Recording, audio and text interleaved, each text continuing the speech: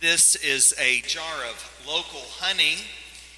Someone was very generous and shared with Father Batch and I this harvest of honey, and with it comes a little note, and it says 16 ounces of honey requires 1,152 bees who travel 112,000 miles and visit 4.5 million flowers to produce 6 ounces of honey.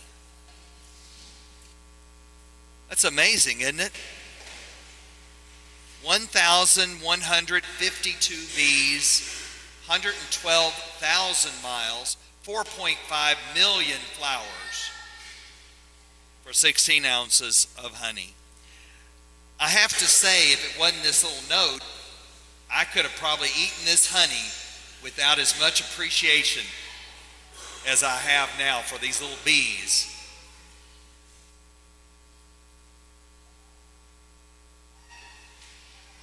Jesus would like for us to think more like God and less like human beings. He wants to help us to transcend our mind, the human mind. He wants us to transcend it and to think more like God does.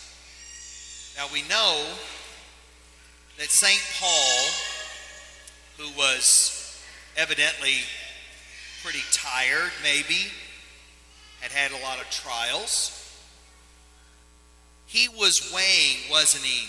I don't know which to prefer. Being with the Lord, whom I'm really looking forward to being with Christ for all eternity, or about staying here. Now, if I stay here, it means fruitful labor. So in other words, if I go on to the Lord, I'll have my heart's desire. But if I stay here, I know that God wants me to be fruitful in my labors, to benefit other people. That's how he's thinking about his life. And it gives us something to think about too, is that as long as we're here on the earth, God wants us to be fruitful in our labors. Now, our capacity to work changes, doesn't it, as you go along, from when you're a baby to when you're an adult and a senior.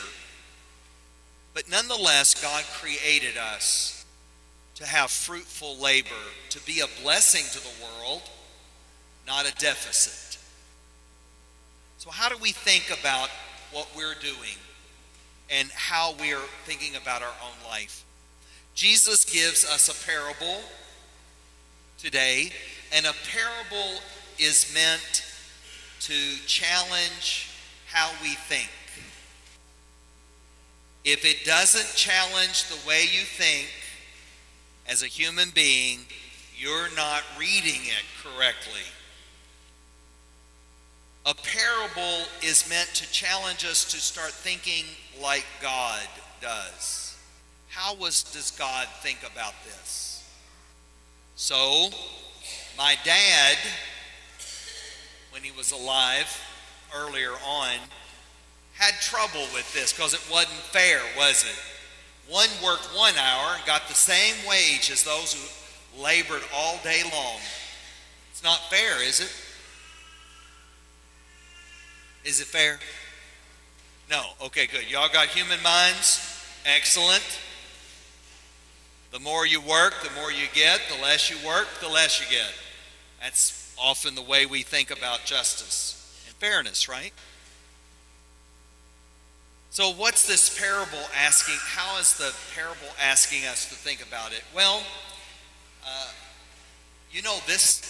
I noticed something this year that I've never noticed before. And I've been preaching that thing for 37 years. You know what I noticed? The owner of the vineyard came out at dawn, about 6 a.m., 3 hours later, at 9 o'clock, 3 hours later, noon, 3 hours later, 3 o'clock, and then an hour before 6 o'clock. Every 3 hours, he's coming out to see who needs a job. He's a busy little bee, isn't he? Really? He could have just come out in the morning, got the workers, said, okay, I'll be back at night to pay you. But he doesn't. He actually comes out every 3 hours. Do you know how often the monks pray? 6 o'clock, 9 o'clock, noon, 3 o'clock, 6 o'clock. That doesn't count matins and Compline. Every 3 hours, they pray for the salvation of the world. Is that like the vineyard owner coming out generous, pursuing us, interested in us? The other thing that, and this is not just recently, but I've thought about being that first worker, the ones that showed up at dawn and went out and worked all day long.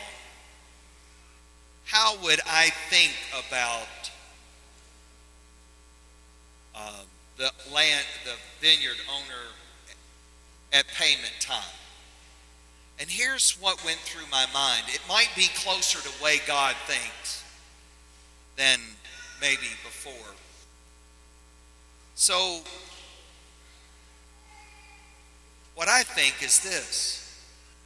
I love working for this man. Do you know why I love working for this man? The vineyard owner. He's generous. He's a generous man. And you know, I bet if I ever get in trouble, he'd be generous with me too. In fact, the fact that I worked all day long helps him to be generous. I'm going to show up tomorrow at dawn again, see if he needs my help. You know what else I think? I think about that poor guy that nobody hired all day long. I don't know how many places he went looking for work. That's pretty miserable, isn't it? And I wonder what went through his mind. You know, my wife is going to be pretty upset if I come home with nothing. And what about my babies? What about my children? If I come home and I don't have anything for them. I am so grateful that this man gave me a chance and was generous. I don't have to go home with just 1 hour's pay. I could go home with a full day's wage. And I think, wow, I'm so glad that he gets the full day's wage. Maybe he'll show up at dawn in the morning to help out. So the question is, isn't it, how do we think? Do we think like human beings? Probably most of the time. What am I going to get out of this? Or do we think like God? I remember Daddy saying, boys, we'd be working in something hard. And he'd be noticing we're sagging a little bit. And Daddy would say, boys, better enjoy it. It's not going to last forever.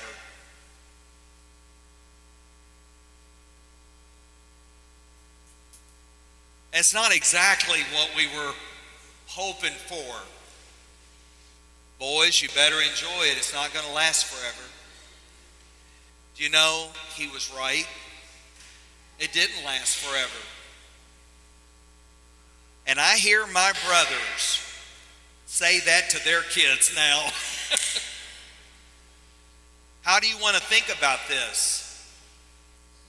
How do you want to think about the challenge you have? Like that? Or like, okay, this ain't going to last forever.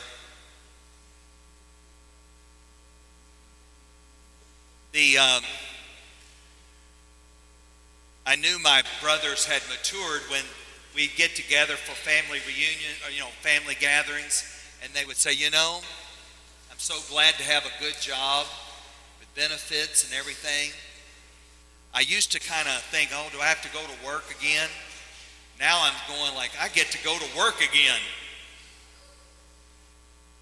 Their minds changed. Their perspective changed, didn't it? Mom, there's Mama right there. Last year, Mama, we have this pear tree in our backyard. Those hard pears that you can't bite into till they get ripe. Those. Hard to make pear preserves out of them, especially if you have any kind of arthritis. She said, I think this last year I'm going to make them. Well, this year the pear showed up again. Well, maybe one more year. You know what she does with those pear preserves? Probably about half of them she gives away as gifts. How does she think about those pears? An opportunity for fruitful labor. She can still do some of it. And an opportunity for generosity. God wants us and invites us to think, not just like human beings do, but like he does. Fruitful labor and generosity. So, how do we think today?